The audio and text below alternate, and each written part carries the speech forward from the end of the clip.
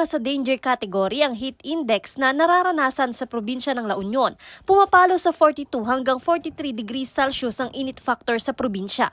Lubhang delikado, hindi lang sa mga tao, maging sa mga alagang hayop na nakababad sa matinding init ng araw. Ang mga ito, posible ring tamaan ng heat stroke kung nakababad sa matinding sikat ng araw. Lugi ring masyado yung farmer. So kailangan on the midday may isilong din.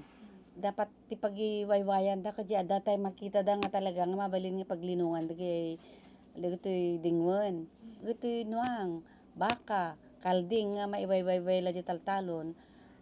Very prone to heat stroke ang mga yun. Kaya masapul nga adda ti pagsilungan damat ma-providean dati enough supply of water, drinking water. Talaga nga yung continuous nga pag-inuman. Kasi no na heat stroke ang katimay sala ang dingwen. Nagdakil nga loss ti farmer dagi giant. Importanteng isilong din ang mga alagang hayop. Nagdudulot din kasi ng dehydration ang sobrang init ng panahon na maaring maging sanhi ng pagkamatay ng mga alagang hayop. Madalas nauuhaw ang mga alagang aso ni Roy. Sinisiguro niyang may nakahandang malinis na inuming tubig para sa mga ito. Makita mo nga mauhaw da.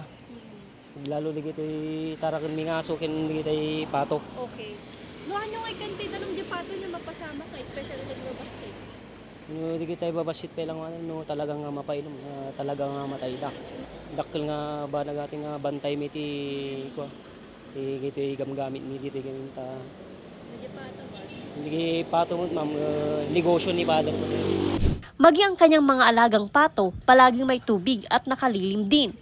Dahil din sa biglaang pag-ulan sa hapon at gabi, maaring tamaan ng pneumonia at respiratory diseases ang mga alagang hayop. Painumin ang mga ito ng vitamins at electrolytes.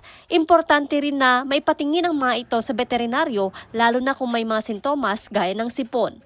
Joan Punsoy, Balitang Solid North.